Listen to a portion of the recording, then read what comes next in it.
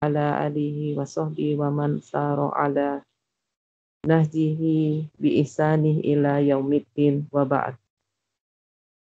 Alhamdulillah, segala puji bagi Allah dengan pujian yang banyak dan baik serta diberkahi di dalamnya sebagaimana Rabb kami menyukai dan ridho. Salawat dan salam semoga tercurahkan atas Nabi Muhammad SAW, keluarganya, para sahabatnya, serta siapapun yang senantiasa mengikuti jalannya dengan sebaik-baiknya hingga hari kiamat kelak. Ustadz, izin saya akan bacakan CV-nya Ustadz dulu ya. Iya, silahkan. Iya, saya baca dari grup.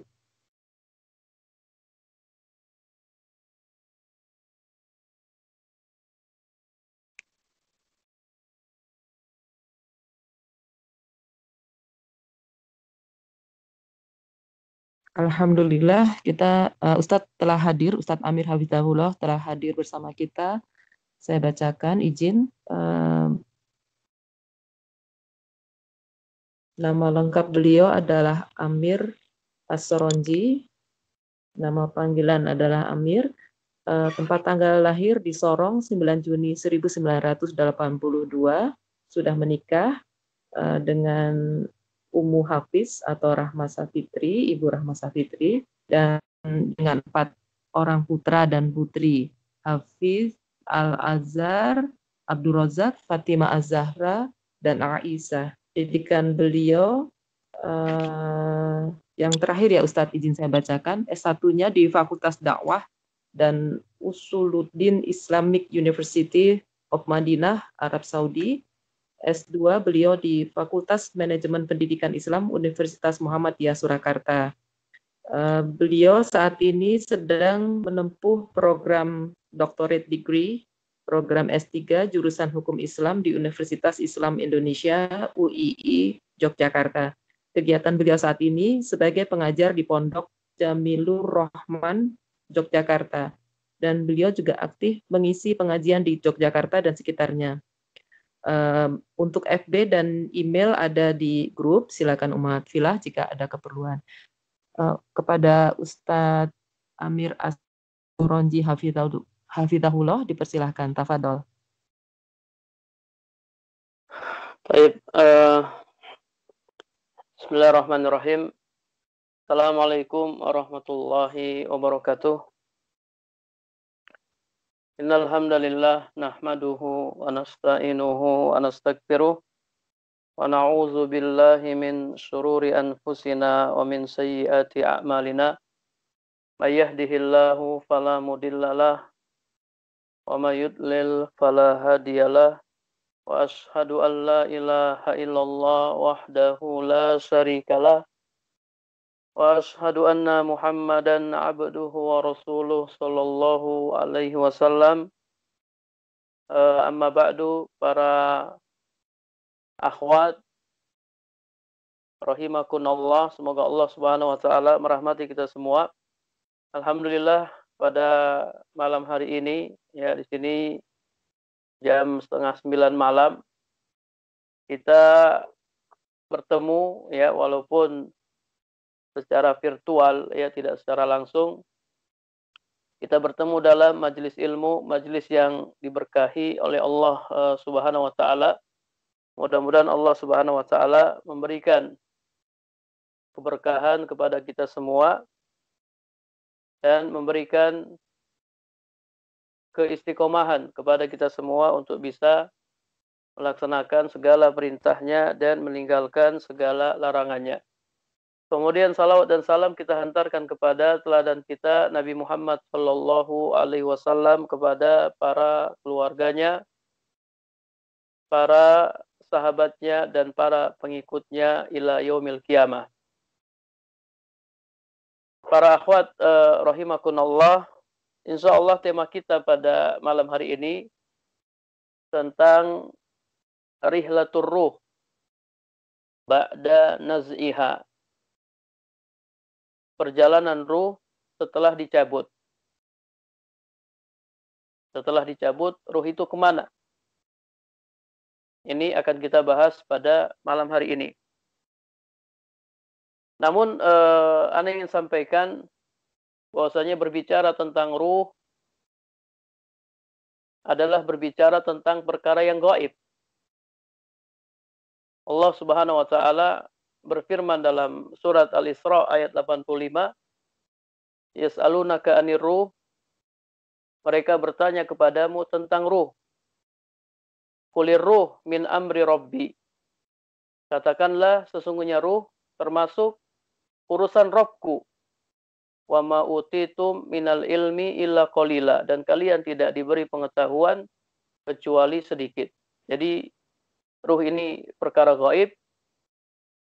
Ketika kita membahas ruh, kita butuh dalil baik dari Al-Quran dan Sunnah. Tidak bisa kita berbicara ruh pakai akal. Berbicara tentang ruh harus pakai dalil. Dan dalil-dalil yang menjelaskan tentang rihlatur ruh ba'da naz'iha, perjalanan ruh setelah dicabut, ada banyak dalil. Nah, akan ambil dalil yang cukup panjang dan lengkap, yaitu hadis riwayat Ahmad dalam musnadnya, diriwayatkan juga oleh Abu Dawud, Ibnul Mubarak dalam Zuhud, Ibnu Abi Syaibah, Al-Hakim, At-Toyalisi, Al-Ajuri, dan diriwayatkan pula oleh Al-Baihaqi fi Isbati Azabil Qabr, Abu Nuaim dalam Hilyah, diriwayatkan juga oleh An-Nasa'i dan Ibnu Majah. Dan hadis ini disahihkan oleh Ibnul Qayyim Al-Jauziyah. Hadis yang cukup panjang, hadis dari sahabat Al-Bara' bin Azib radhiyallahu anhu. Hadis ini menceritakan perjalanan ruh secara lengkap. Dari Al-Bara' bin Azib radhiyallahu anhu, ia berkata, "Kharajana ma'an Nabi sallallahu alaihi wasallam fi janazati rajulin minal Ansar."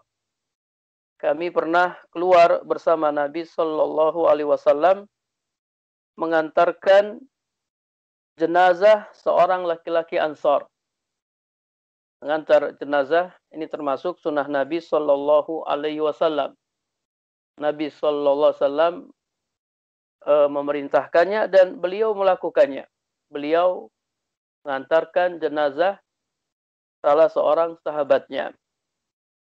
Fantahayna ilal qabr walamma yulhad.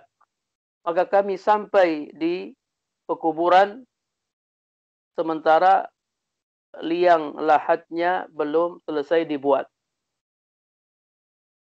Fajalasa Rasulullah sallallahu alaihi wasallam wa jalasna haulahu. Rasulullah sallallahu alaihi wasallam duduk dan kami pun duduk di sekitarnya. Ka'anna ala ru'usina at-tayr. Seakan-akan di atas kepala kami ada burung. Para sahabat mereka duduk diam dan tenang. Seakan-akan di atas kepala mereka ada burung. Wa fi yadihi udun yang kusubihi fil ar. Sementara di tangan Nabi Shallallahu Alaihi Wasallam ada sebuah ranting pohon yang dipukul-pukulkan ke tanah. Kemudian Nabi Shallallahu Alaihi Wasallam mengangkat kepalanya seraya bersabda, "Ista'izu billahi min azabil qabr." Berlindunglah kepada Allah dari azab kubur. Marrotain au salasan. Beliau menyampaikan hal ini sebanyak 2 atau 3 kali. Ista'izu min azabil qabr. Ista'izu min azabil qabr. Berlindunglah kepada Allah dari azab kubur.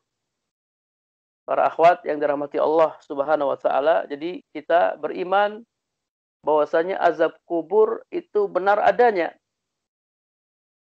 Bahkan beriman terhadap azab kubur ini termasuk beriman kepada hari akhir.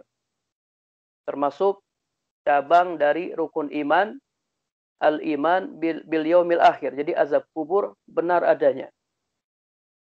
Nah, bagaimana cara supaya kita selamat dari azab kubur?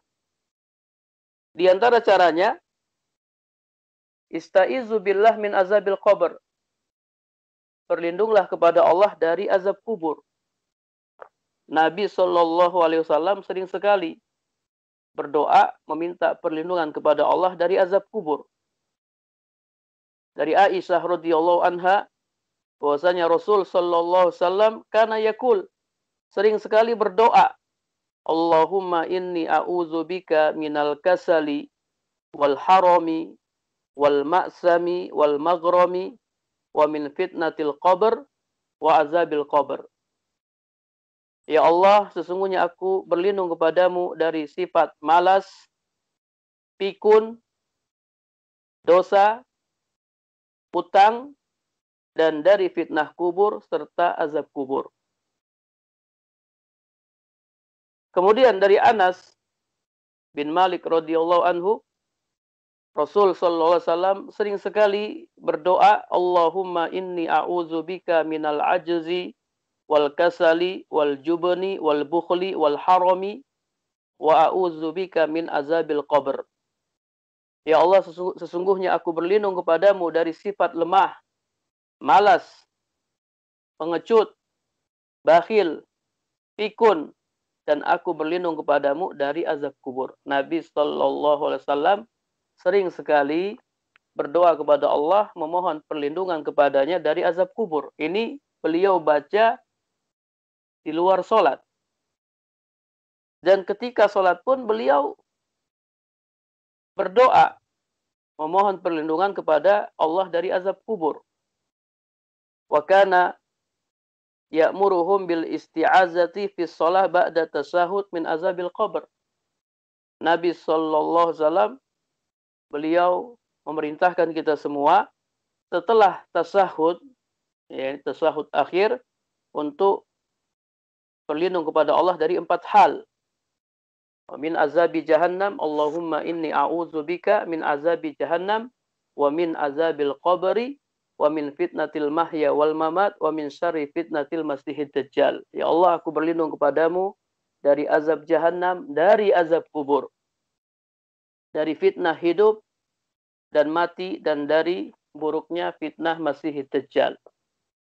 Berdoa kepada Allah, mohon perlindungan kepadanya dari azab kubur, baik di luar sholat maupun di dalam sholat, supaya kita selamat darinya. Supaya kita selamat darinya. Jadi azab kubur benar adanya, kita beriman dan kita berusaha agar selamat dari azab kubur.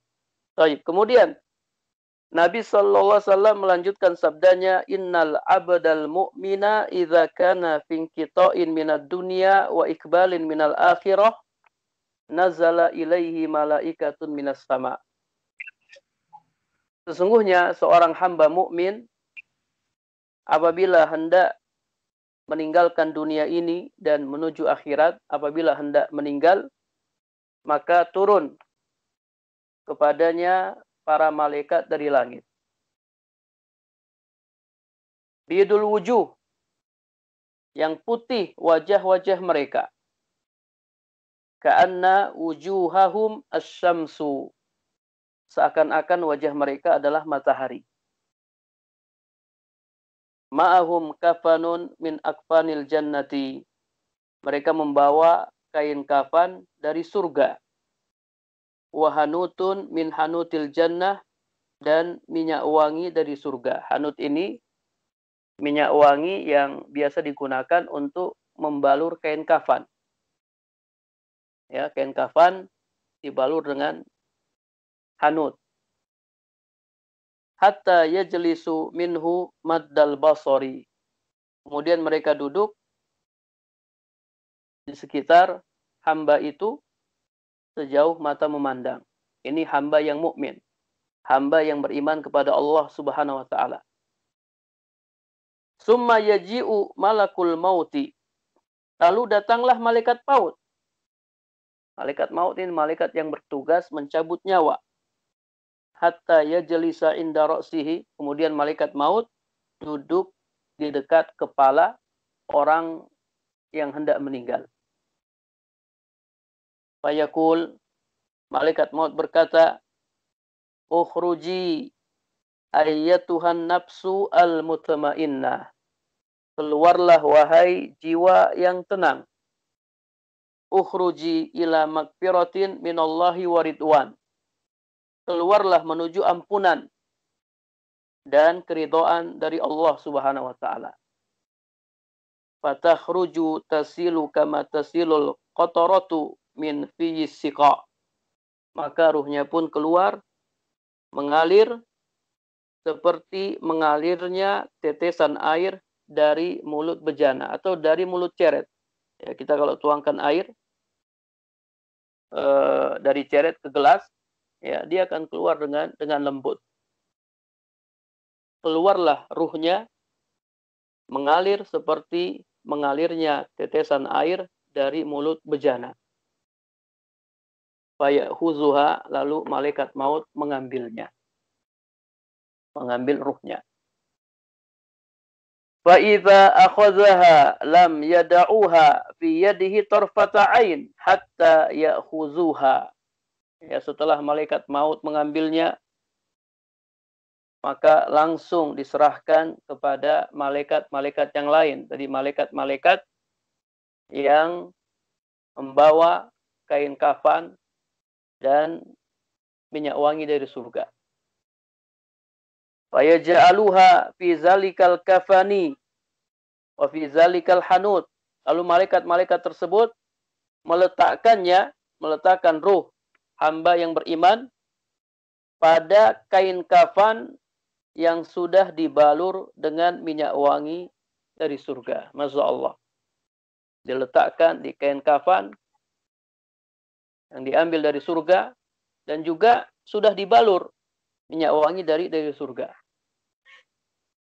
Wa yakhruju minha ka'atyabi nafhati miskin wujidat ala wajhil ardi. Maka keluar darinya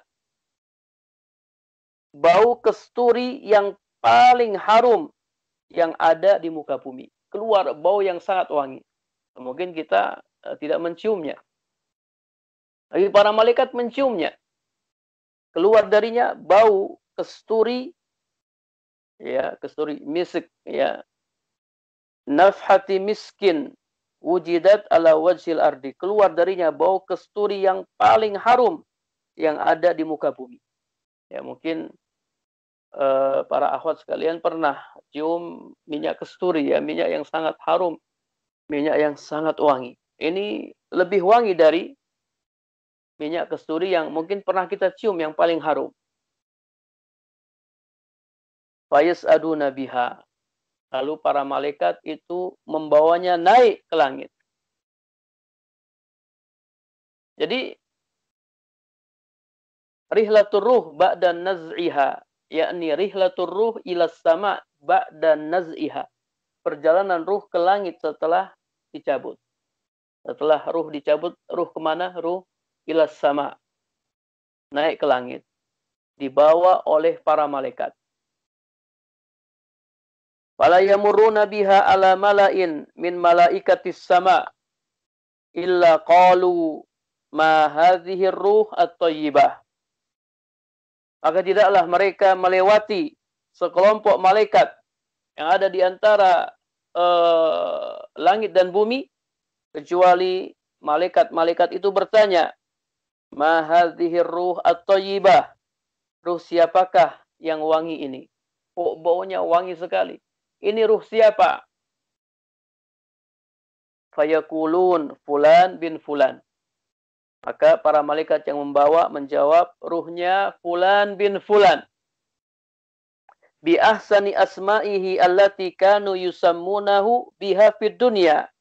Dengan nama terbaik yang digunakan untuk memanggilnya ketika ia berada di dunia. Disebutkan namanya yang terbaik. Ruhnya fulan bin fulan. Ini kalau seorang mukmin. Kalau mukminah, ruhnya fulanah binti fulan.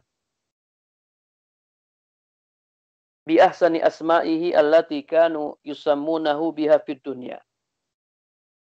Hatta yantahu biha ila sama'id dunya. Hingga sampailah mereka ke langit dunia. Masya Allah. Ya, jarak dari bumi ke langit dunia. Langit yang pertama itu jauh sekali. Kita kalau masih hidup, ya kita nggak bisa naik ke langit. Kalau kita masih hidup, kita tidak bisa naik ke langit. Hanya 2 orang yang bisa naik ke langit dalam kondisi hidup. Yang pertama, Nabi Muhammad SAW ketika peristiwa Isra dan Mi'raj. Beliau dibawa naik ke langit ditemani oleh malaikat Jibril. Kemudian yang kedua, Nabi Isa alaihissalam. Nabi Isa alaihissalam belum mati, beliau ada di langit. Adapun yang lainnya tidak bisa naik ke langit ketika masih hidup. Nanti ketika kita sudah mati, ketika kita sudah meninggal, baru ruh kita akan dibawa naik ke langit. Hatta yantahu biha ila sama'id dunya, hingga sampailah mereka ke langit dunia. Fa yastaftihuna lahu. Lalu mereka pun meminta izin agar pintu langit dibuka untuknya. Jadi langit itu ada pintunya. Dan pintu langit dijaga oleh para malaikat. Fayuftahu lahu, maka dibukakanlah untuknya pintu langit. Fayusayyi'uhu min kulli sama'in muqarribuha ila as-sama' allati taliha hatta yuntaha bihi ila as-sama'is sabi'ah. Para malaikat muqarrabun yang ada di setiap langit turut mengantarkannya hingga ke langit berikutnya. Masya Allah, malaikat yang ada di langit pertama ya ikut mengantarkannya hingga ke langit dunia. Nanti malaikat yang ada di langit kedua ikut mengantarkannya hingga ke langit ketiga. Terus seperti itu hatta yuntaha bihi ila sama'is sabi'ah, hingga sampailah ia ke langit yang ketujuh. Sampailah ruh tersebut ke langit yang ketujuh. Di langit yang ketujuh ada siapa? Di atas langit yang ketujuh ada Allah Subhanahu wa taala. Para akhwat yang dirahmati Allah, ya, kita beriman bahwasanya Allah ada di langit. Allah ya istawa alal ars. Allah bersemayam di atas ars. Dan ars Allah ada di langit. Allah ada di atas. Tidak boleh kita mengatakan Allah fi kulli makan. Allah ada di mana-mana. Tidak boleh. Zat Allah Subhanahu wa taala ada di langit. Ini akidah Ahlus Sunnah wal Jamaah. Dan banyak sekali dalil-dalil dari Al-Quran dan Sunnah yang menetapkan bahwasanya Allah ada di atas langit. Ya, di antaranya hadis ini. Di antaranya hadis ini. Hingga sampailah ia ke langit yang ketujuh. Dan di langit yang ketujuh ada Allah Azza wa Jal. Allah Azza wa Jal berfirman, Uktubu kitaba abdi fi iliyin. Tulislah catatan hambaku ini di iliyin. Wa aiduhu ilal ardi. Kemudian kembalikanlah dia ke bumi. Setelah kitabnya dicatat di iliyin, Allah Subhanahu wa taala memerintahkan agar ruhnya dikembalikan ke bumi. Wa ma adraka ma illiyun, kitabun markum yashaduhul muqarrabun. Tahukah kamu apakah illiyun itu? Illiyun itu kitabun markum, yaitu kitab yang berisi catatan amal, yashaduhul muqarrabun, yang disaksikan oleh malaikat-malaikat yang didekatkan kepada Allah Subhanahu wa taala.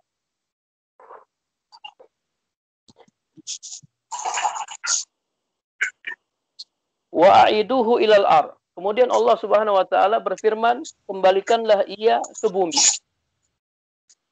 Setelah naik ke langit, Allah perintahkan agar kembalikan ke bumi. Wa inni minha khalaqatuhum wa fiha u'iduhum wa minha ukhrijuhum taratan ukhra. Karena dari bumi atau dari tanah aku menciptakan mereka dan aku akan kembalikan mereka ke dalam tanah dan aku akan keluarkan mereka dari tanah pada kesempatan yang lain. Ini semakna dengan firman Allah Ta'ala dalam surat Toha ayat 55. Minha khalaqanakum wa fiha nu'idukum wa minha nukhrijukum taratan ukhra. Dari bumi atau dari tanah kami menciptakan kalian dan kami akan mengembalikan kalian ke dalam tanah serta kami akan mengeluarkan kalian dari tanah pada kesempatan yang lain. Ini kebangkitan. Kita akan dibangkitkan oleh Allah Subhanahu wa taala. Qala fatu'adu ruhuhu ilal ardi. Kemudian dikembalikanlah ruhnya ke bumi. Jadi ini rihlatur ruh. Perjalanan ruh. Setelah dicabut ruh itu naik ke langit. Kemudian setelah itu dikembalikan ke bumi. Setelah dikembalikan ke bumi, apa yang terjadi? Fayatihi malakani. Datang kepadanya dua malaikat.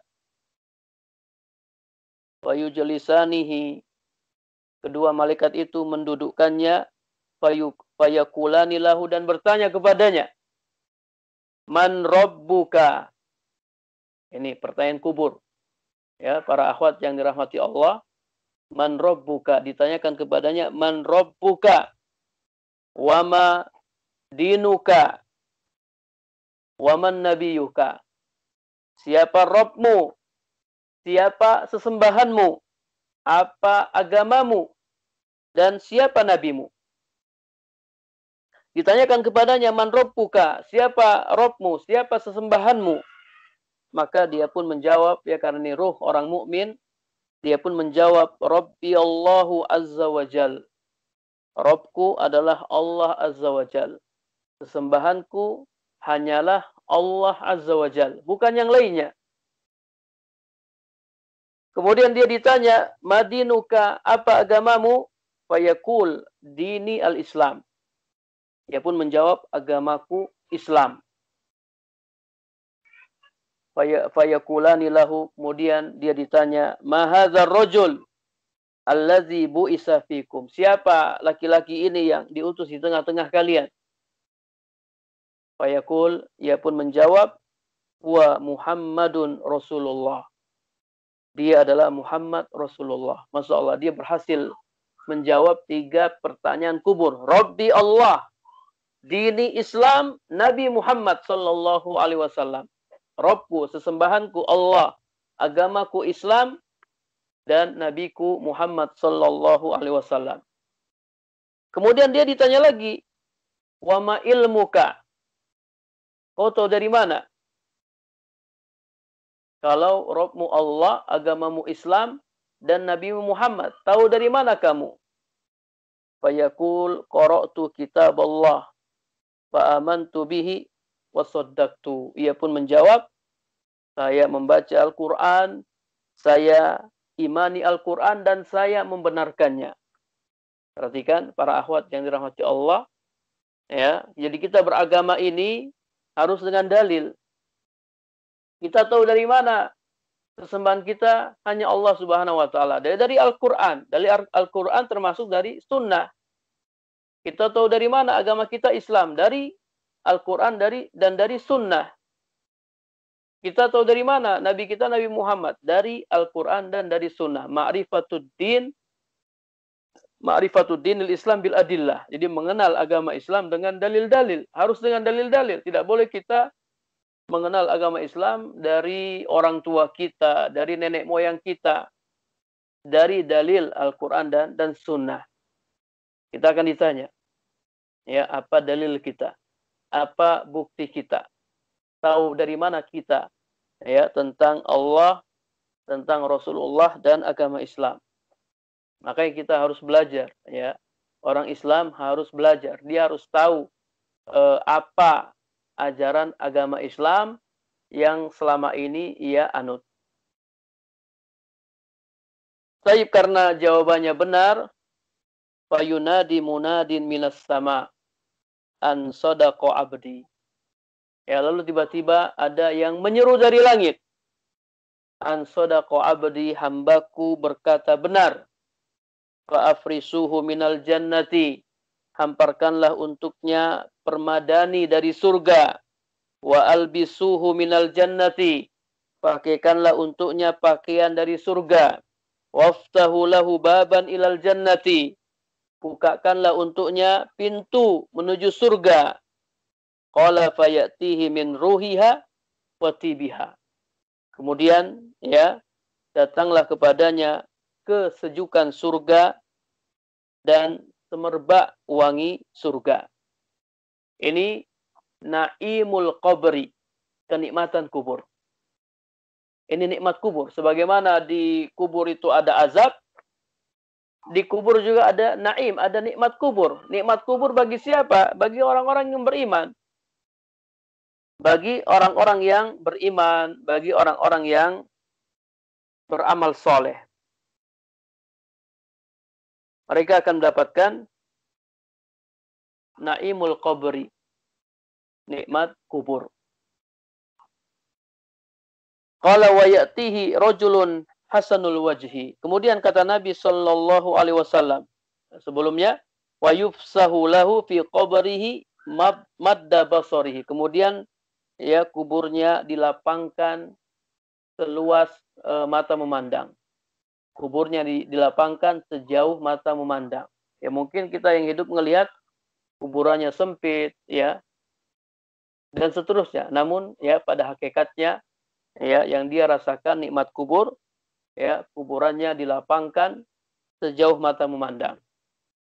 Kemudian Nabi sallallahu alaihi wasallam melanjutkan, wa ya'tihi rajulun hasanul wajhi.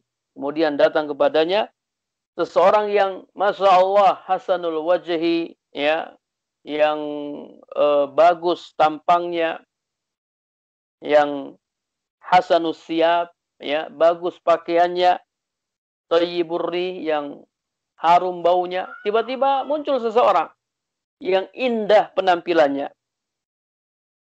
Lalu orang itu berkata, abshir billadzi yasurruka, bergembiralah dengan kabar baik bagimu. Haza yaumuka allazi kunta tu'adu.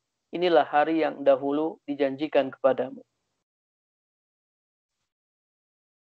Wa yaqulu lahu man anta, maka si ruh ini, ruh hamba yang beriman, dia bertanya, man anta, siapa kamu?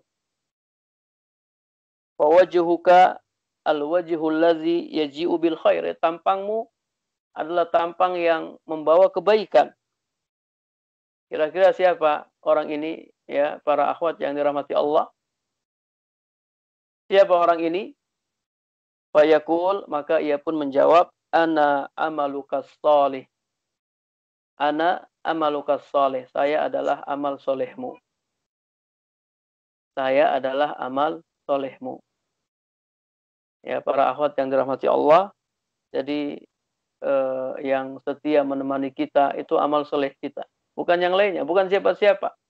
Yang setia menemani kita di alam kubur itu amal soleh kita. Salat yang kita kerjakan, puasa, kemudian zakat, qiraatul Quran, membaca Al-Quran, berzikir kepada Allah Subhanahu wa taala, bersedekah dan lain-lain.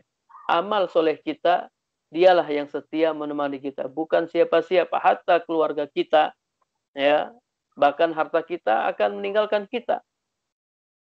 Orang yang paling sayang kita, orang yang paling sayang kepada kita semasa hidup kita, mereka nggak bakalan mau menemani kita di kuburan. Yang setia menemani kita di alam kubur hanya amal soleh kita.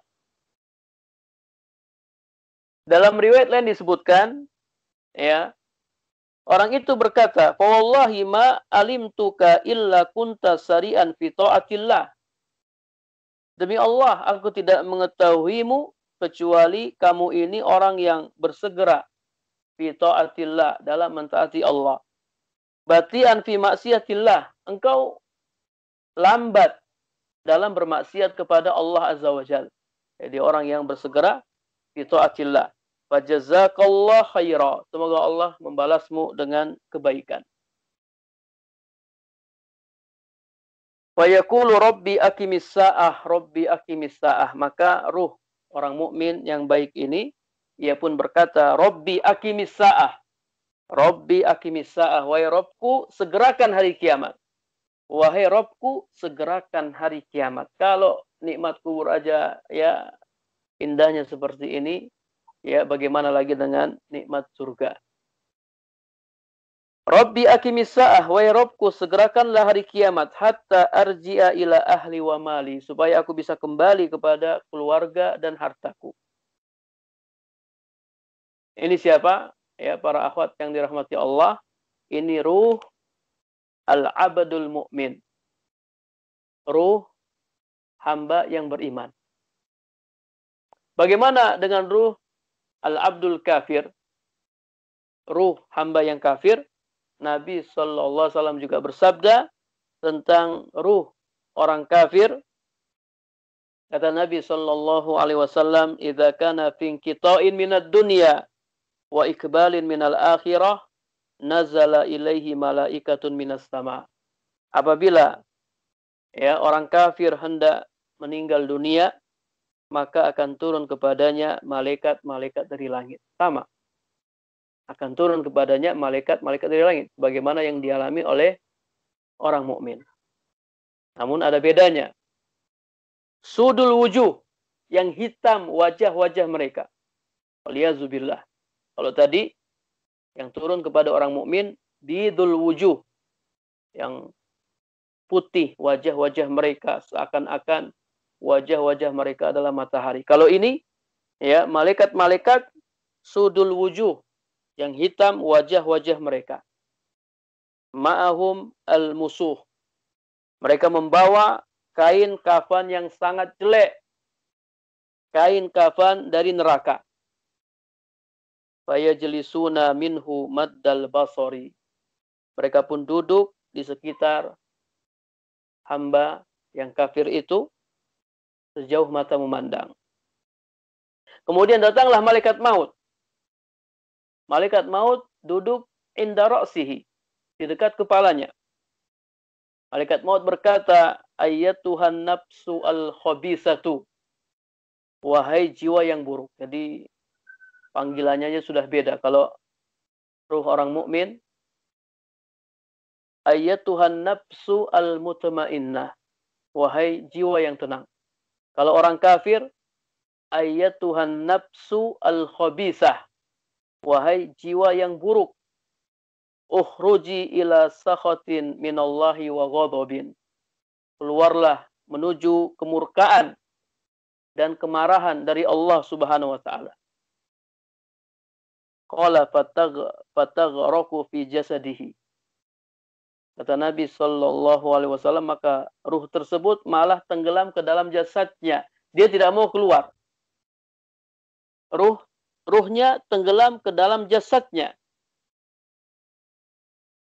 Maka malaikat maut mencabutnya. Sebagaimana dicabutnya besi yang banyak geriginya dari kain wol yang basah. Ya. Besi yang banyak geriginya itu dicabut dari kain wol yang basah. Dalam riwayat lain disebutkan, maka terputuslah urat-urat dan sarafnya. Terputuslah urat-urat dan sarafnya. Kemudian malaikat maut mengambilnya. Setelah itu diserahkan kepada malaikat-malaikat yang tadi. Ya, malaikat-malaikat yang hitam wajahnya, yang membawa kain kafan dari neraka. Hatta yaj'aluha fi tilkal musuh. Kemudian dia diletakkan di kain kafan yang jelek, kain kafan yang diambil dari neraka. Wa yakhruju minha ka'antani rihi jifatin wujidat ala wajhil ardi. Kemudian keluar darinya ya bau yang sangat busuk. Bau yang sangat busuk yang pernah ada di muka bumi. Nauzubillah min zalik. Nauzubillah min zalik. Kita berlindung kepada Allah dari hal ini. Kita berlindung kepada Allah dari kekafiran. Mudah-mudahan ya kita selamat dari kekufuran. Wa yas'aduna biha. Kemudian malaikat-malaikat tersebut membawanya naik ke langit. Tidaklah mereka melewati sekelompok malaikat yang ada di antara langit dan bumi kecuali malaikat-malaikat itu bertanya, "Ma hadhihi ruh al-khabisah?" Ruh siapakah ini yang buruk ini? Yang bau ini? Ini ruh siapa nih? Kok bau sekali? Fayaqulun, maka malaikat-malaikat yang membawanya naik menjawab, "Ruh fulan bin fulan." Dengan nama terburuk yang pernah digunakan untuk memanggilnya di dunia. Fayustaftahu fala yuftahu lahu. Kemudian para malaikat minta izin agar pintu langit dibukakan. Kira-kira pintu langit dibukakan atau tidak? Ini ruh orang kafir. Kalau ruh orang mukmin tadi pintu langit dibukakan. Fayustaftahu fala yuftahu lahu. Ternyata pintu langit tidak dibukakan untuknya. Dia tidak diizinkan untuk naik ke langit. Kemudian Rasulullah Shallallahu Alaihi Wasallam membacakan firman Allah surat Al-A'raf ayat 40. La tufattahu lahum abwabus sama. Tidak dibukakan untuk mereka pintu-pintu langit. Wala yadkhulunal jannata hatta yalijal jamalu fis samil khiyat. Dan mereka tidak akan bisa masuk surga sampai onta masuk ke dalam lubang jarum. Para akhwat yang dirahmati Allah, kira-kira onta bisa masuk nggak ke dalam lubang jarum? Bisa nggak onta masuk ke dalam lubang jarum? Antuna pernah lihat onta? Ya, para akhwat? Tidak bisa, Ustaz. Tidak bisa. Tidak bisa. Tidak Pernah bisa. lihat onta? Naam. Pernah lihat onta? Pernah. Ya. Pernah lihat lubang jarum? Pernah. Ya. Onta tidak akan bisa masuk ke dalam lubang jarum. Kenapa? Karena ontanya sangat besar, sementara lubang jarumnya sangat kecil. Mustahil. La yumkin abadan. Tidak mungkin selamanya onta bisa masuk ke dalam lubang jarum. Demikian pula orang kafir. Tidak mungkin bisa masuk ke dalam surga. La yumkin abadan. Mustahil. Mereka bisa masuk ke dalam surga. Makanya dalam surat Al-Ma'idah ayat 72, Allah mengatakan, Allah haramkan bagi mereka surga. Innahu may yusyrik billah. Sesungguhnya siapa yang berbuat syirik kepada Allah, faqad harramallahu alaihil jannah. Allah akan haramkan surga atasnya. Haram baginya masuk surga. Ini ancaman yang keras bagi orang musyrik, bagi orang kafir. Makanya hati-hati dari kekufuran, hati-hati dari kesyirikan. Haram bagi mereka surga. Wa ma'wahun nar. Tempatnya di mana? Di neraka. Tempatnya di neraka. Neraka apa? Neraka jahanam. Ya, neraka jahanam. Allah Subhanahu wa taala berfirman dalam surat Al-Bayyinah ayat 6. Al-Bayyinah, insyaallah kita sudah hafal surat Al-Bayyinah. Innal ladzina kafaru min ahlil kitabi wal musyrikina fi nari jahannam khalidina fiha ulaika hum syarrul bariyah. Sesungguhnya orang-orang kafir dari kalangan ahli kitab dan orang-orang musyrik fi nari jahannam. Mereka akan masuk neraka jahannam, kekal mereka di dalamnya, mereka adalah seburuk-buruk makhluk. Taib. Ya, Nabi Shallallahu Alaihi Wasallam membacakan surat Al-A'raf ayat 40. Pintu-pintu langit tidak dibukakan untuk mereka, dan mereka tidak akan bisa masuk surga sampai onta masuk ke dalam lubang jarum. Kemudian Allah Azza wa Jalla berfirman, Uktubu kitabahu fi sijjin. Tulislah ya catatan hambaku ini fi sijjin. Fil ardi as-sufla, yaitu bumi yang paling bawah. Lalu ruhnya dilemparkan dengan keras dari langit hingga jatuh ke jasadnya. Ruhnya dilemparkan dengan keras. Nabi Shallallahu Alaihi Wasallam membacakan firman Allah surat Al-Hajj ayat 21. Wa may yusyrik billah faka'annama kharra minas sama. Orang siapa berbuat syirik kepada Allah, maka seakan-akan dia jatuh dari langit. Fatakhtafuhu at-tayr, lalu ia disambar oleh burung. Au tahwi bihi ar-rih fi makanin sahik, atau diterbangkan oleh angin ke tempat yang jauh. Ini ya ruh orang kafir. Ruh orang kafir diperlakukan dengan hina, dilempar dengan keras. Fatu'adu ruhuhu fi jasadihi, maka ruhnya kembali ke jasadnya. Kembali ke bumi. Wa ya'tihi malakani fayujlisanihi fayakulani lahu. Lalu datang dua malaikat. Kedua malaikat itu mendudukkannya dan bertanya kepadanya, man rabbuka wa man nabiyyuka wa madinuka. Siapa Rabbmu, apa agamamu, dan siapa nabimu. Kira-kira dia bisa jawab atau tidak bisa? Dia tidak bisa jawab. Ketika dia ditanya, dia malah berkata, ha, la adri. Ha, itu bukan tertawa. Ada para ulama, makna ha, ya, apa ya? Apa ya jawabannya? Apa ya? La adri, saya tidak tahu. Apa ya? Kayaknya saya pernah dengar jawabannya. Dia tidak bisa menjawab. Ya, para akhwat yang dirahmati Allah, dia tidak bisa menjawab.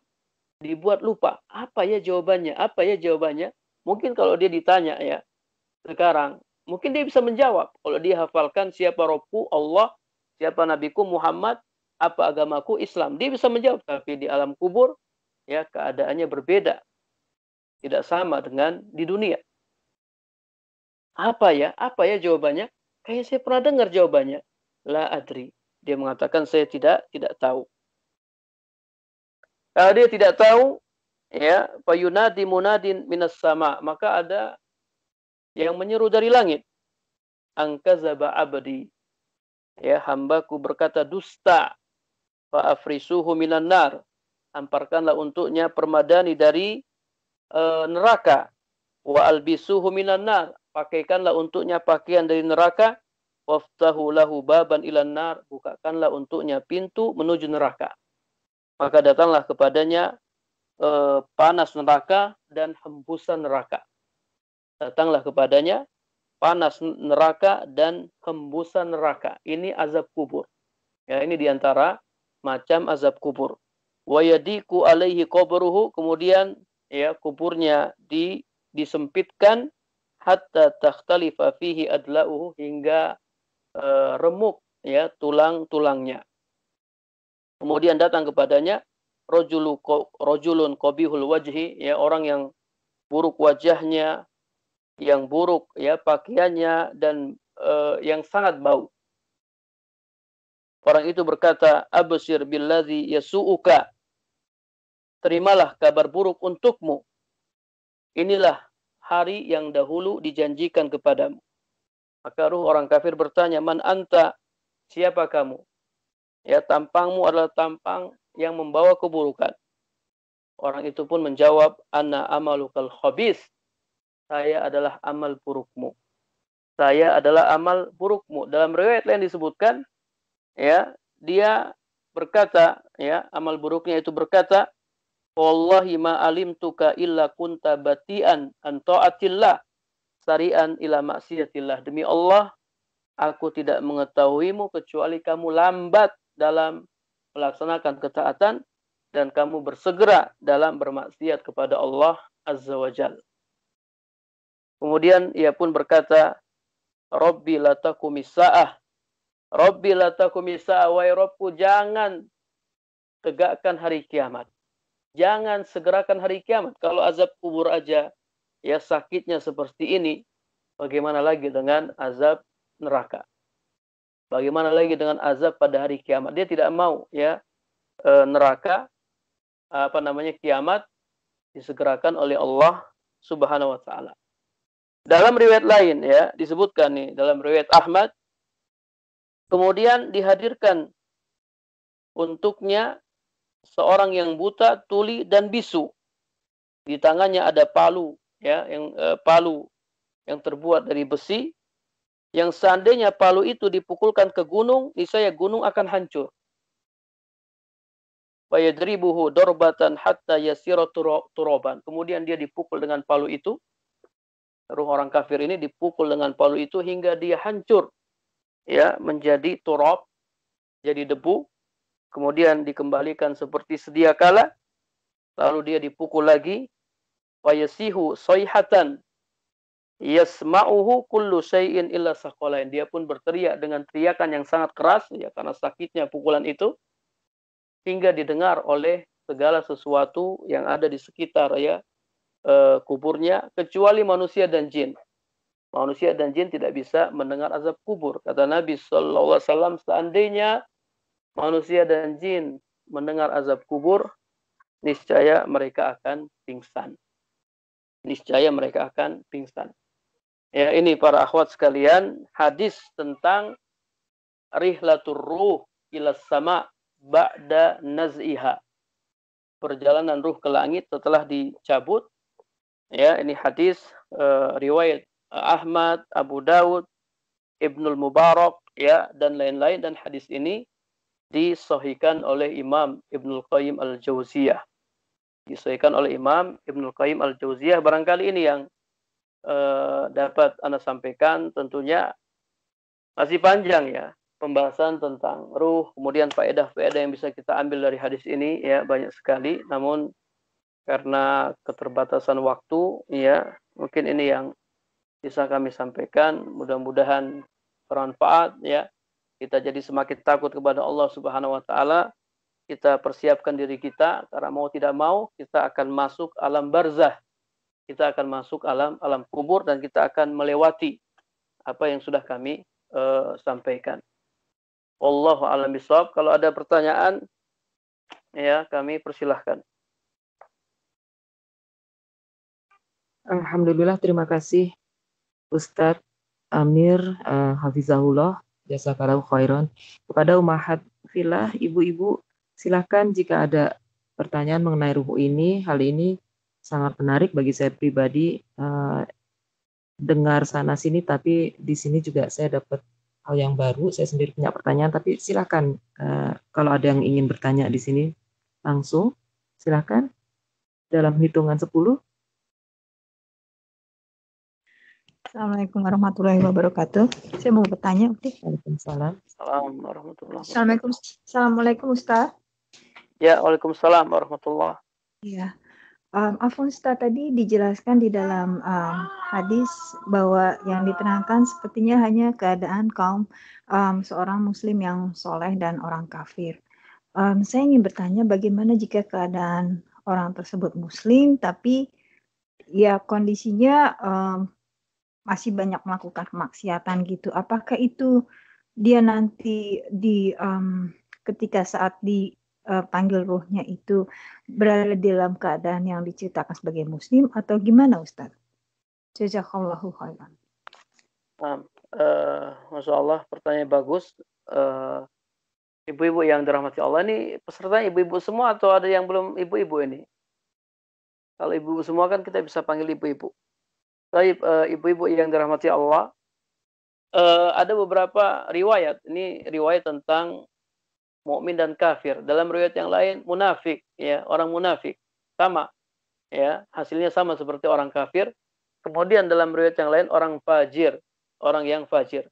Baik, muncul pertanyaan, apakah orang mukmin juga disiksa di alam kubur? Coba dengarkan penjelasan Imam Al-Qurtubi. Al-Imam Al-Qurtubi menjelaskan, "I'lam anna azabal qabri laisa mukhtassan bil kafirin." Ketahuilah bahwasanya azab kubur tidak khusus untuk orang-orang kafir. Dan tidak khusus untuk orang-orang munafikin.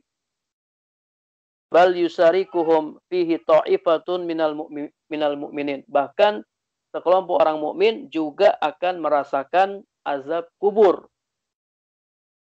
Wa kullun ala halihi min amalihi. Masing-masing akan disiksa di alam kubur sesuai dosa-dosanya. Sesuai kesalahan-kesalahannya. Kemudian, ya, kata para ulama, dalil-dalil yang menjelaskan bahwasanya orang mukmin juga disiksa di alam kubur banyak sekali. Ya, banyak sekali. Di antaranya Ya, Ana sebutkan ya beberapa di antaranya hadis riwayat Bukhari dan Muslim. Hadis riwayat Bukhari dan Muslim dari Ibnu Abbas radhiyallahu anhuma, ia berkata, "Marron Nabiyyu sallallahu alaihi wasallam ala qubrain." Nabi sallallahu alaihi wasallam pernah melewati dua pekuburan, kemudian Nabi bersabda, "Innahuma la yu'azzabani." Sesungguhnya dua penghuni kubur itu sedang disiksa. Keduanya disiksa bukan karena perkara yang besar menurut keduanya. Jadi menurut manusia ini perkara yang sepele. Ternyata perkara ini bisa menyebabkan azab kubur. Adapun yang pertama, dia disiksa karena dia melakukan namimah. Dia mengadu domba, suka merusak hubungan orang. Ya, orang muslim ada yang suka melakukan namimah.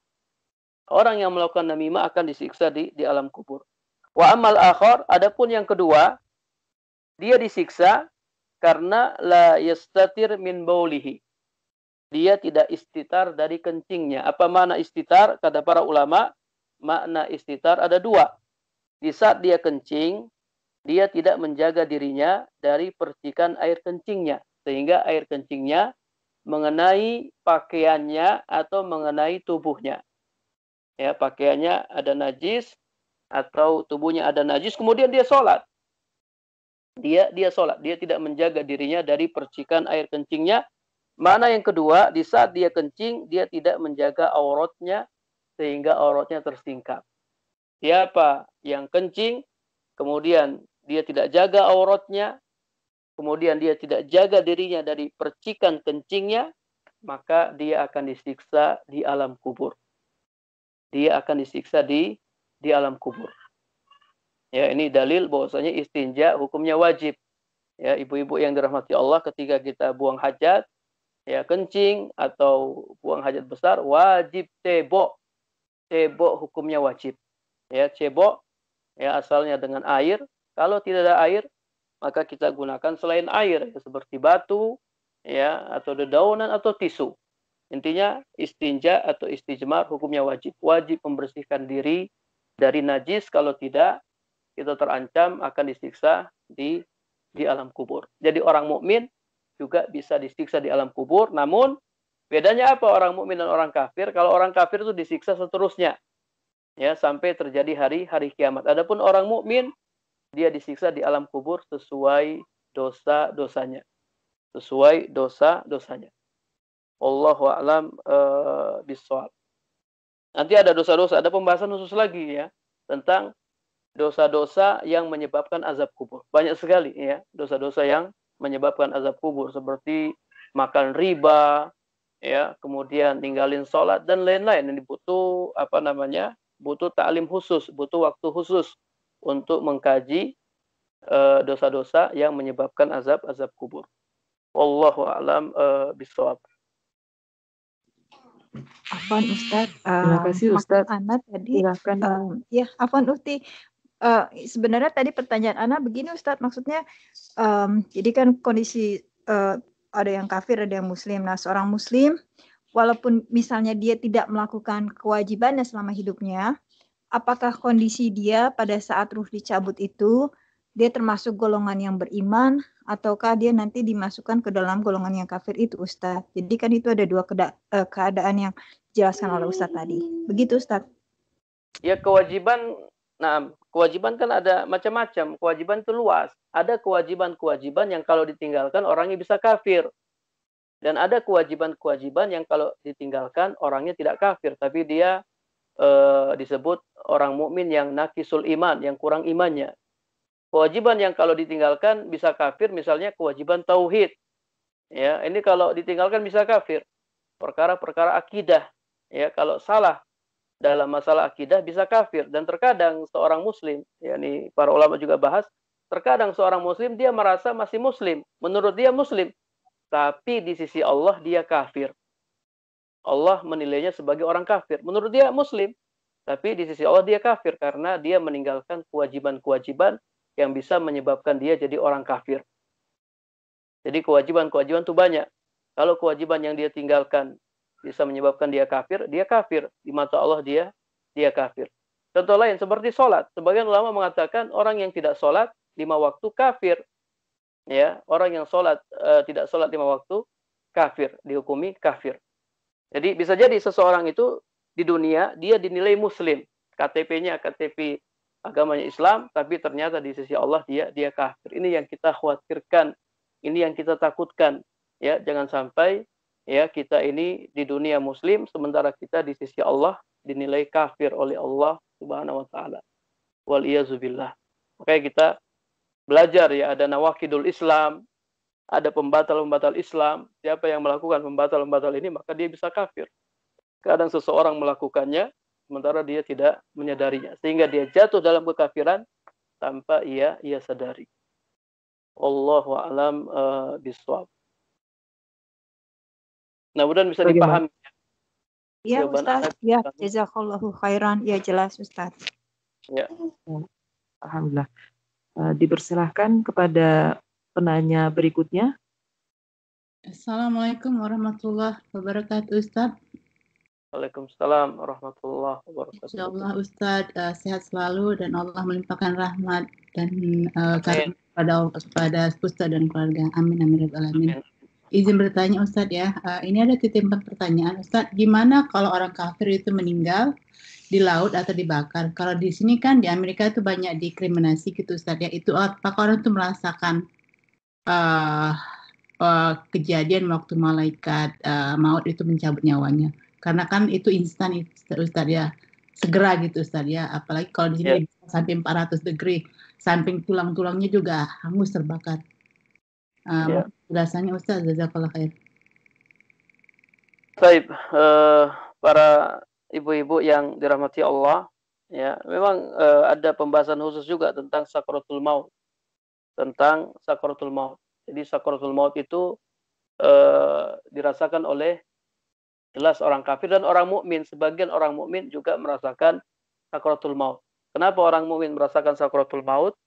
Karena Allah ingin hapus dosa-dosanya. Dia dibuat sulit, ya, merasakan kesakitan yang luar biasa ketika hendak meninggal. Kalau dia bersabar, maka itu sebagai kafarah. Itu sebagai penghapus dosa-dosanya. Jadi orang mukmin terkadang merasakan sakaratul maut. Innalil maut sakarat. Sesungguhnya kematian itu ada sekaratnya, ada rasa pedihnya, ada rasa sakitnya. Tapi bagaimana dengan orang yang misalnya tenggelam, ya, atau orang yang kecelakaan pesawat, ya, dan semisalnya sehingga mungkin jasadnya hancur dan seterusnya, mereka pun merasakan sakaratul maut. Ya. Dan kita yang hidup tidak merasakan, kita tidak tahu. Ya, tapi Nabi menyampaikan bahwasanya mereka merasakan sakaratul maut. Orang yang meninggal karena sakit, orang yang kena serangan jantung, orang yang kecelakaan, orang yang tenggelam, ya, orang yang kena runtuhan bangunan dan semisalnya, mereka pun mengalami sakaratul maut. Apalagi mereka punya banyak dosa. Orang mukmin aja yang mungkin punya ya tidak terlalu banyak dosa. Nabi aja, ya, kalau kita baca bagaimana kisah Nabi meninggal, Nabi pun merasakan, ya, sakaratul maut. Nabi merasakan sakaratul maut untuk membersihkan beliau, ya, dari kesalahan-kesalahannya, ya, dari dosa-dosa kecilnya dan seterusnya. Silakan baca Sirah Nabawiyah, ya, akhir-akhir kehidupan Nabi Sallallahu Alaihi Wasallam. Beliau pun merasakan sakaratul maut sehingga Fatimah, putri beliau, ketika menjenguknya, Fatimah sangat sedih melihat kondisi ayahnya. Namun kata Nabi Sallallahu Alaihi Wasallam, sesungguhnya hanya hari ini saja bapakmu merasakan sakit. Setelah itu tidak. Ya, setelah itu tidak. Kalau Nabi aja mengalami sakaratul maut, ya bagaimana dengan, ya, selain Nabi Sallallahu Alaihi Wasallam. Wallahu a'lam bishawab. Jazakallahu khair Ustaz untuk informasinya dan ilmunya. Assalamualaikum Pak Ustadz. Ya, waalaikumsalam warahmatullahi. Jazakallahu khair atas ilmunya pagi ini, Masya Allah. Semoga kita termasuk digolongkan orang-orang yang mendapatkan syafaat dalam ketika kita dicabut ruh kita dengan malaikat maut itu, Pak Ustadz. Pertanyaan saya, ya Rabbal Alamin. Pertanyaan saya, ketika kita selamat dan mendapatkan kabar baik di alam kubur, apakah kita juga akan selamat ketika hari perhitungan itu, Pak Ustadz? Jazakallah khair, Pak Ustadz. Assalamualaikum warahmatullahi wabarakatuh. Waalaikumsalam warahmatullahi wabarakatuh. Jadi ibu-ibu yang dirahmati Allah, jadi nikmat kubur itu muqaddimah, ya, pendahuluan dari nikmat akhirat. Artinya orang yang mendapatkan kenikmatan di alam kubur, dia akan mendapatkan keselamatan ketika di akhirat. Sebaliknya orang yang disiksa di alam kubur itu muqaddimah, ya, pendahuluan dari azab akhirat. Orang yang disiksa di alam kubur, dia akan disiksa di akhirat. Makanya, ya, yang kita upayakan, bagaimana caranya supaya kita selamat dari azab kubur. Tadi Ana sudah jelaskan, banyak-banyak berdoa, minta kepada Allah. Ya, ketika kita sholat, Allahumma sebelum salam, ya, jangan usah salam cepat-cepat. Untuk apa kita salam cepat-cepat? Baca doa, Allahumma inni a'udzubika min azabi jahannam wa min azabil qabri wa min fitnatil mahya wal mamat wa min syarri fitnatil masih dajjal. Ini kita baca ketika kita sholat wajib maupun sholat sunnah. Pokoknya setiap kali sholat sebelum salam baca doa ini. Terus Allah akan kabulkan doa-doa kita. Ataupun di luar sholat, ya, di luar sholat sebagaimana yang sudah kita sampaikan tadi hadisnya, ya, Nabi SAW sering sekali berdoa, Allahumma inni a'udzubika minal kasali wal harami wal ma'sami wal maghrami wa min fitnatil qabri wa azabil qabr. Allahumma inni a'udzubika minal ajzi wal kasali wal jubni wal bukhli wal harami wa a'udzubika min azabil qabr. Ya, berdoa kepada Allah Subhanahu wa taala. Ya. Jadi banyak-banyak berdoa kepada Allah Subhanahu wa taala, karena yang bisa menyelamatkan kita dari azab kubur hanya Allah Subhanahu wa taala. Hanya Allah Subhanahu wa taala. Jadi sekali lagi, azab kubur itu muqaddimah dari azab akhirat. Sebaliknya nikmat kubur itu muqaddimah dari nikmat akhirat. Wallahu a'lam.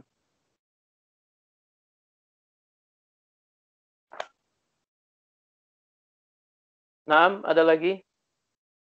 Ada, Ustadz. Assalamualaikum warahmatullahi wabarakatuh. Izin bertanya, Ustadz, mohon maaf tadi saya masuknya telat, jadi mungkin ada pertanyaan saya ini yang sudah Ustadz jelaskan sebelumnya.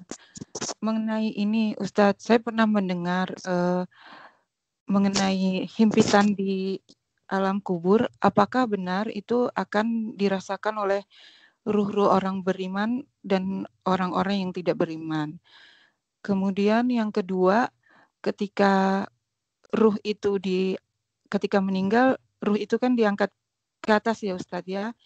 Apa namanya, yang mukmin disambut dengan baik oleh para malaikat, kemudian yang sebaliknya justru ditolak.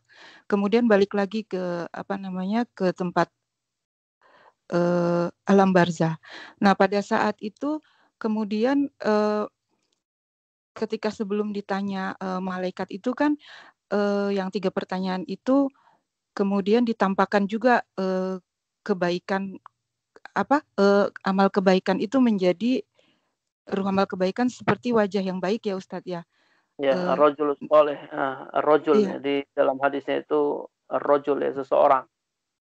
Dan sebaliknya pun seperti itu, ya Ustadz, ya. Ya. Nah, berarti kondisi sekarang orang-orang yang telah meninggal dunia itu mengalami hal seperti itu, ya Ustadz, ya. Termasuk Rasulullah SAW yang saat ini berada di dan para nabi berada di alam barzah, atau bagaimana Ustadz? Jazakallah khairan Ustadz, barakallahu fikum. Baik. Ibu-ibu yang dirahmati Allah, tentang himpitan kubur, ya. Ini memang ada pembahasan di sini. Ini Anda pakai kitab Al-Qiyamatus Sughra, ya, kiamat kecil, karya Ustadz Dr. Umar Sulaiman Abdullah Al-Asqar. Beliau juga membahas tentang Dhammatul Qabr, tentang himpitan di dalam kubur.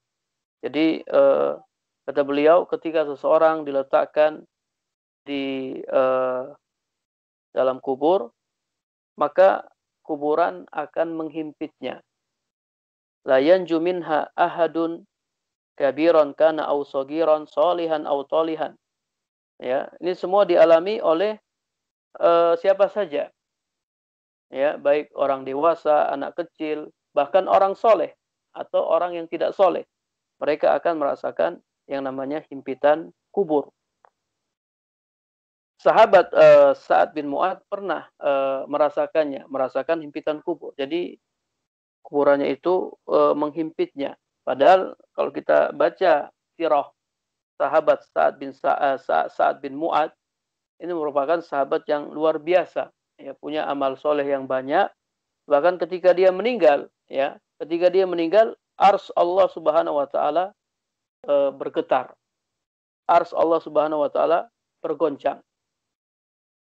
Namun dia sempat merasakan himpitan kubur. Namun setelah itu dilapangkan kembali. Jadi dihimpit kemudian dilapangkan kembali. Kata penulis di sini, hampir setiap orang akan merasakan himpitan kubur. Namun orang mukmin dia dihimpit dalam kuburnya, kemudian setelah itu dilapangkan. Ya, entah itu karena doa-doa, ya, ini juga penting, ya, ibu-ibu jangan lupa mendoakan keluarga kita yang sudah meninggal, ya. Ketika ada yang meninggal kita ikut sholati. Kemudian juga, ya, kita doakan terutama orang tua kita yang sudah meninggal. Ya, mereka butuh doa kita. Ya, minta kepada Allah Subhanahu wa taala untuk melapangkan kubur mereka, ya, kemudian menerangi kubur mereka dan seterusnya. Ini tentang himpitan kubur. Kemudian pertanyaan yang berikutnya tadi tentang Nabi, ya, apakah Nabi juga mengalami hal yang sama, ya. Jadi di sana ada orang-orang yang memang tidak ditanya, tidak mengalami fitnah kubur. Fitnah itu artinya ujian. Ada orang-orang yang tidak mengalami ujian kubur. Ada pembahasan khusus tentang siapa saja yang selamat dari ujian kubur. Jadi mereka tidak ditanya, mereka langsung lulus. Siapa saja mereka? Ya, diantaranya Nabi. Ya, Nabi tidak ditanya. Masa Nabi ditanya, man nabiyuka? Siapa nabimu? Saya Nabi. Ya, man nabiyuka? Siapa Nabi? Saya Nabi. Nabi tidak ditanya. Nabi tidak diuji di alam kubur. Kemudian as-syahid, orang yang mati syahid. Orang yang mati syahid, ya, dia tidak diuji dalam kubur. Dia sudah lulus. Ya, dia ketika dia berperang, ya, menghadapi kilatan-kilatan pedang, dia sudah lulus dengan ujian Allah Subhanahu wa taala sehingga dia tidak ditanya. Kemudian juga allazi mata murabiton fi sabilillah, orang yang meninggal ketika berjaga-jaga di jalan Allah. Ini juga selamat, ya, dari fitnah kubur. Kemudian juga sini kata penulis allazi yamutu yaumal jum'ah, orang yang meninggal pada hari Jumat. Nabi sallallahu alaihi wasallam bersabda, "Ma min muslimin yamutu yaumal jum'ah illa waqahu Allahu fitnatal qabr." Tidaklah seorang muslim yang meninggal pada hari Jumat kecuali Allah Subhanahu wa taala akan melindunginya dari fitnah kubur, dari pertanyaan kubur. Hadis riwayat Ahmad dan Tirmizi. Kemudian juga allazi yamutu bidail batni, orang yang meninggal karena penyakit perut, ya, karena penyakit perut dan seterusnya. Jadi memang ada orang-orang yang selamat dari fitnah kubur. Mereka tidak ditanya di alam kubur, mereka langsung lulus, ya, mereka langsung lulus. Di antaranya para nabi, para rasul. Wallahu a'lam bishawab. Mudah-mudahan bisa dipahami. Alhamdulillah. Silakan Ummahat Filah dan ibu-ibu, adakah lagi yang ingin bertanya? Assalamualaikum warahmatullahi wabarakatuh. Boleh bertanya, Uhti? Assalamualaikum warahmatullahi wabarakatuh. Silakan. Tafadhali. Ya, semoga Ustadz dan keluarga selalu dalam keadaan sehat walafiat dan dilindungi oleh Allah Subhanahu wa taala. Izin bertanya, Ustadz. Tadi disebutkan Ustadz hadis Ahmad bahwa orang yang meninggal pada hari Jumat terbebas dari siksa kubur. Dari ujian kubur, Bu, dari pertanyaan kubur. Man rabbuka, dia tidak ditanya. Ya, otomatis dia selamat dari azab kubur. Nah. Terusnya pertanyaan saya, apakah dia juga akan nanti dia mulai hisab, dia juga terbebas, Ustadz? dia masih ada dosa-dosa, kan tadi udah dikatakan kalau itu sudah mendapatkan nikmat kubur gitu ya, belum nikmat baru terbebas baru merasakan nikmat kubur. Pertanyaan saya gitu. Terus yang kedua tadi Ustadz katakan untuk yang meninggal karena kalau kita meninggal karena wabah itu kan sudah mendapat syahid akhirat. Itu termasuk juga terbebas dari tadi Ustadz katakan dari fitnah kubur. Itu sama Ustadz untuk nanti pertanyaan yang dua tadi saya yang syahid dan yang mati hari Jumat, apakah nanti pada Yaumul Hisab akan juga dihisab Ustadz? Jazakallah khair. Nah, ibu-ibu yang dirahmati Allah. Jadi kalau kita baca hadis-hadis seperti yang tadi ya, ma min muslimin yamutu yaumal jum'ah, tidaklah seorang muslim yang meninggal pada hari Jumat kecuali Allah akan melindunginya dari fitnah kubur. Ya, jadi tetap dilihat orangnya karena yang meninggal hari Jumat itu banyak ya, orang kafir juga ada yang meninggal hari Jumat. Kemudian orang yang bermaksiat juga ada yang meninggal hari Jumat. Yang meninggal pada hari Jumat itu bukan hanya orang soleh, orang yang toleh juga meninggal pada hari Jumat. Jadi tetap kita lihat ini orangnya. Apakah orangnya ini dia orang soleh atau bukan orang soleh. Kalau dia orang soleh, ya kita berharap, kita husnuzon. Ya, semoga ini tanda-tanda husnul khotimah. Tanda-tanda meninggal yang baik. Itu dia meninggalnya hari Jumat. Dia orang soleh. Dia orang yang Masya Allah rajin ke masjid. Orang yang rajin membaca Al-Quran, rajin puasa, rajin berzikir, rajin bersedekah, dan lain-lain. Ya kita husnuzon. Mudah-mudahan ini tanda-tanda husnul khotimah. Jadi kita tidak, pokoknya semua orang yang meninggal hari Jumat, berarti selamat dari fitnah kubur. Tidak seperti itu. Tetap kita ngelihat orangnya. Ini orangnya baik atau tidak baik. Kalau orang kafir meninggal hari Jumat, ya tidak bisa. Ya, dia tidak akan selamat dari azab kubur. Jadi sekali lagi tetap kita ngelihat orangnya. Kalau orangnya baik, kita husnuzon. Ya, kita tidak memastikan, ini pasti selamat. Tidak boleh kita pastikan. Kita hanya berharap, ya mudah-mudahan ini tanda husnul khotimah. Tanda husnul khotimah. Adapun orang syahid, ya orang yang syahid, di akhirat selamat. Di akhirat selamat. Banyak hadis-hadis yang menjelaskan tentang keutamaan orang yang mati syahid. Orang yang mati syahid, cuman perhatikan ini juga penting, kecuali kalau dia punya utang. Ya, kalau dia punya utang belum bisa masuk surga. Ya, orang yang terbunuh di jalan Allah, ya, oke masuk surga. Tapi kalau dilihat dia masih punya utang yang belum dia lunaskan, maka dia masih tertahan. Belum bisa masuk surga sampai hutangnya dilunasi. Sampai hutangnya dilunasi. Makanya kalau misalnya ada keluarga kita yang meninggal, itu kan yang pertama kali kita lakukan, ya kita lunasi hutang-hutangnya. Lunasi hutang-hutangnya dari harta warisannya. Karena untuk kebaikannya. Untuk kebaikan dirinya. Wallahu a'lam bishawab. Jadi pada asalnya, dia selamat, cuman karena ada sebab, ya, ada satu sebab, ada satu penghalang, maka dia terhalang, ya, tidak bisa masuk surga karena ada hutang-hutangnya yang belum terlunasi. Wallahu a'lam bishawab.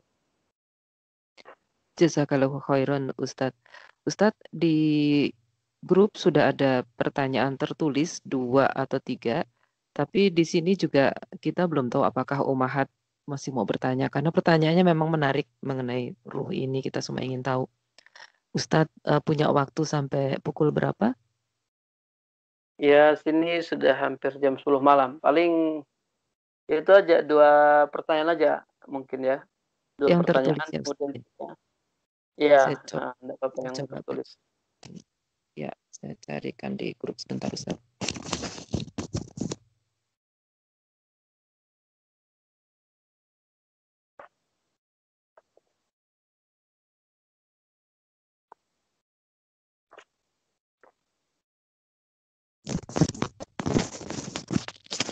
Bismillahirrahmanirrahim.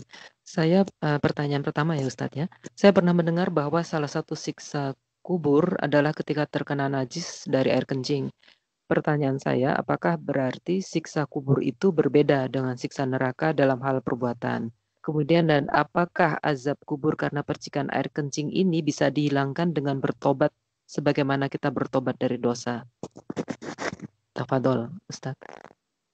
Nah, tadi sudah kita sampaikan hadisnya ya, bahwasanya percikan air kencing atau tidak menjaga percikan air kencing sehingga mengenai tubuh kita atau pakaian kita, itu termasuk ya salah satu sebab azab kubur. Dan ini banyak sekali. Makanya ada hadis Nabi, mayoritas azab kubur atau kebanyakan azab kubur itu karena kencing. Kebanyakan azab kubur karena kencing. Karena banyak sekali orang tidak perhatian terhadap perkara ini. Bahkan ada orang yang kencing kemudian tidak cebok. Ya, kencing kemudian tidak cebok. Tidak cebok pakai air dan juga tidak cebok pakai tisu. Pokoknya dia tidak cebok. Dan ini banyak sekali ya, banyak sekali. Atau orang-orang yang sudah ngaji pun kadang mereka tidak menjaga diri ketika kencing. Ya, ketika kencing tidak menjaga diri sehingga apa? Percikannya itu terkena pakaiannya. Kalau terkena pakaiannya, kalau dia sholat kan tidak boleh sholat dalam keadaan pakaiannya ada najis ya, atau tubuhnya ada najis. Orang yang sholat ya pakaiannya, tubuhnya, tempat yang dia gunakan untuk sholat itu harus bersih dari najis. Tidak boleh ada najis. Terus gimana cara bertobat darinya? Yang namanya tobat itu ya kita tinggalkan. Artinya kalau kita sudah tahu bahwasanya hal ini bisa menyebabkan azab kubur, ya kita berhati-hati ketika kita kencing. Kita berhati-hati jangan sampai ya percikan air kencing terkena pakaian kita. Kalau misalnya terkena dan kita tahu ya itu terkena, ya sudah kita tinggal ambil air ya, ambil air setelapak tangan kemudian kita percikan ya, atau kita tuangkan ke bagian yang terkena air kencing. Ya, dicuci aja bagian yang terkena air kencing. Dibasahi, dikucek-kucek sedikit sudah cukup. Ya. Kalau kita ragu-ragu, aduh ini kena najis atau tidak kena najis, sudah kita cuci aja. Nggak ada masalah untuk menghilangkan keraguan-raguan. Nggak perlu kita cuci semua. Kita cuci bagian yang terkena najis. Ya, supaya hilang keraguan-raguan. Itu kalau kena najis. Kalau tidak kena ya sudah alhamdulillah. Ya, mungkin kalau kita ganti pakaian baru agak repot ya. Sementara yang terkena najis itu hanya bagian tertentu saja, mungkin ya sekitar kemaluan ya, itu kita cukup cuci pakai air. Jadi cara bertobatnya ya, kalau kita sudah tahu ya kita harus hati-hati, jangan sampai kita tidak memperhatikan atau tidak menjaga diri kita dari percikan air kencing. Sebenarnya tentang istinja ini juga dibahas rinci oleh para ulama ya. Bagaimana caranya supaya kita terhindar dari percikan air kencing. Wallahu a'lam bishawab. Jadi setelah kita tahu ya kita berhati-hati ya, jangan sampai terkena air kencing. Kita berusaha ya, kalau kita kena ya tinggal dicuci ya, tinggal dibersihkan. Nah, Afwan Ustadz, jika ya. hal ini terjadi sebelum kita belajar dulu-dulu, bagaimana cara bertobatnya, Ustadz? Yang sekarang ini ya, kalau kita sudah tahu ya kita harus hati-hati, kita harus belajar adab-adab istinja atau adab-adab qada'ul hajat ya, adab-adab buang hajat. Di antaranya wajib istinja, bagaimana tata cara istinja yang benar. Ini cara bertobat dari yang dulu-dulu ya, ketika kita belum tahu. Ya, jadi kita perbaiki diri kemudian kita lakukan yang benar setelahnya. Kita jangan sudah tahu kemudian kita tidak mau tahu. Artinya kita tetap tidak menjaga diri kita dari percikan air kencing. Ya, jadi cara bertobatnya seperti itu. Oh, ana harus belajar ini. Ana harus tahu ya gimana caranya supaya ana bisa menjaga diri dari percikan air kencing. Baca kitab istinja. Ya, baca kitab tentang adab-adab buang hajat. Ya, adab-adab buang hajat kan tidak boleh buang hajat menghadap kiblat, membelakangi kiblat, tidak boleh cebok pakai tangan kanan, ya, tidak boleh ini, tidak boleh itu. Dijelaskan dalam adab-adab buang hajat. Masuk WC baca doa, ya, tidak boleh ngomong di WC, apalagi baca Al-Quran tidak boleh. Dan lain-lain ya, baca adab qada'il hajat, kemudian baca juga tentang istinja. tentang istinja. Kalau pakai batu, ya batunya berapa, kalau pakai tisu, ya minimal berapa kali usapan, itu dijelaskan dalam kitab istinja atau bab istinja. Allahu a'lam bishawab. Syukron jazakallahu khairan Ustadz. Ahwan, ini ada tambahan lagi, masih ingin tahu lebih jauh mengenai istinja ini. Maksudnya kalau tanpa sadar terkena atau kita tidak tahu, kalau ragu-ragu bagaimana Ustadz? Jadi kita nggak tahu lah gitu. Terciprat tapi kita nggak tahu. Kalau benar-benar nggak tahu, iya mudah-mudahan dimaafkan, ya. Mudah-mudahan, kita nggak tahu. Ya, karena kaitannya dengan sholat tadi, ya. Kaitannya dengan kita sholat. Jadi kalau seandainya kita benar-benar nggak tahu, ya harapan kita mudah-mudahan dimaafkan. Karena memang kita tidak tahu. Ya, cuman kan tinggal dilihat apakah ketika kita kencing itu memang kita sudah berusaha supaya tidak terkena percikan air kencing, atau kita tidak berusaha, kita menganggapnya sepele. Ya, kalau zaman sekarang kalau kita lihat di di bandara, terminal atau di stasiun, ya itu kadang orang untuk laki-laki itu ketika kencing ada tempatnya, dan itu tidak ada ininya, ya ibu-ibu, tidak ada tidak ada sekatnya. Jadi bisa melihat satu sama lain. Ini juga makna ada mulistitar. Dia kencing kemudian dia tidak jaga auratnya. Ini juga terancam. Bisa disiksa di dalam kubur. Ya, sehingga auratnya itu bisa dilihat oleh orang lain. Ketika orang kencing, Anda pribadi kalau Anda kencing, Anda tidak bisa kencing di tempat terbuka. Anda harus masuk ke toilet. Karena kaitannya dengan menjaga aurat dan kaitannya untuk menjaga diri jangan sampai terkena percikan air kencing. Jadi kalau kita sudah berusaha semaksimal mungkin, ya ternyata kena tanpa kita tidak sadari, ya harapan kita mudah-mudahan Allah memaafkan kita. Mudah-mudahan Allah mengampuni kita. Ya tapi kalau kita terkesan tidak berusaha keras, ya kita terkesan menyepelekannya, ya kalau terkena ya kita bisa dihukum. Ya, walaupun kita tidak menyadarinya. Karena kita tidak berusaha untuk menjaga diri darinya. Wallahu a'lam bishawab. Syukron jazakallahu khairan Ustadz Amir hafizahullah. Pertanyaan terakhir untuk yang tertulis Ustadz, dan untuk kajian kali ini ya Ustadz ya, karena sudah larut. Satu, bagaimana kondisi seorang muslim bagaimana kondisi ruh seorang muslim yang selama hidupnya berbuat zalim sesama muslim Ustadz? Tafadhol.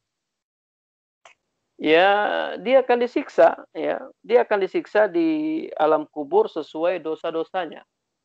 Sesuai dosa-dosanya. Dan perhatikan ya ibu-ibu yang dirahmati Allah, kalau kita zalim kepada Allah, ya zalim dalam artian kita melakukan maksiat, ya mungkin minum khamr, ya berzina dan lain-lain, ya Allah Maha Pemaaf, Allah Maha Pengampun. Bisa jadi Allah maafkan dosa-dosa kita, bisa jadi tidak. Tapi kalau kita zalim terhadap manusia, ingat manusia itu ya punya sifat pendendam, sulit untuk memaafkan. Ini ya bahaya zalim terhadap manusia. Dan zalim terhadap manusia itu tidak cukup hanya minta ampun kepada Allah, kita harus minta maaf kepada orang yang kita zalimi. Harus minta maaf kepada orang yang kita zalimi. Kalau tidak, maka kezaliman itu akan dibalas ya pada hari kiamat dan di alam kubur. Az-zulmu zulumatun yaumal qiyamah. Kata Nabi sallallahu alaihi wasallam, kezaliman adalah kegelapan pada hari kiamat. Siapa yang berbuat zalim kemudian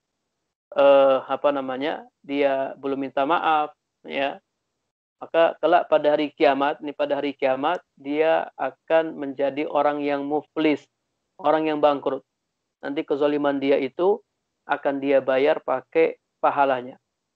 Ya, pakai pahala puasanya, pahala zakatnya, pahala sholatnya, dibayar sesuai kezalimannya.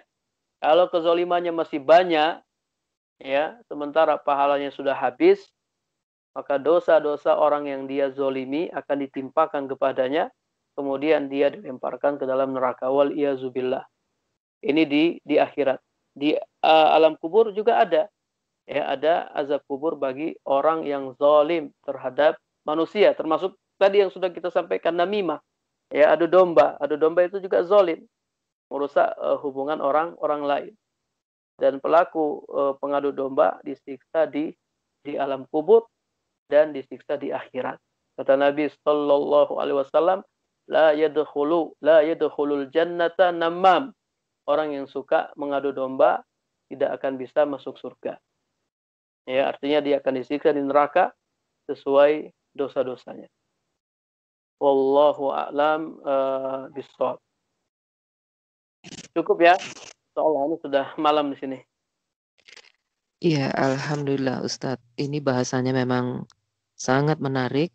Kita semua masih banyak yang ingin kita ketahui, tapi memang karena keterbatasan waktu, kita sudahi terlebih dahulu.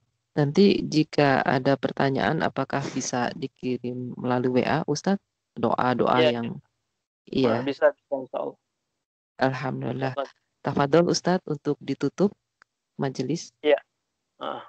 Baik, ibu-ibu yang dirahmati Allah, ya mudah-mudahan apa yang kita kaji ya pada malam hari ini ya bisa menambah keimanan kita kepada Allah, ya kita semakin takut kepada Allah, kita semakin mempersiapkan diri kita, ya kita lihat banyak sekarang ini banyak sekali orang-orang yang meninggal, ya baik itu keluarga kita, tetangga kita, kemudian juga mungkin guru kita, teman kita meninggal karena kena corona atau karena yang lainnya. Ya artinya apa? Itu teguran dari Allah. Ada yang meninggal itu Allah menegur kita. Hendaknya kita ambil teguran Allah Subhanahu wa taala dengan bertobat kepadanya. Kita persiapkan diri kita karena kita semua akan mati.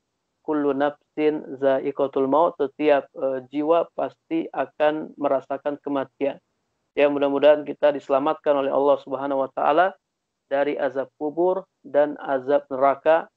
Allahu a'lam bishawab. Kita akhiri dengan doa kafaratul majlis. Subhanakallahumma wa bihamdika asyhadu an la ilaha illa anta astaghfiruka wa atubu ilaik. Assalamualaikum warahmatullahi wabarakatuh. Waalaikumsalam warahmatullahi wabarakatuh. Jazakallahu khairan wa barakallahu fiik Ustaz.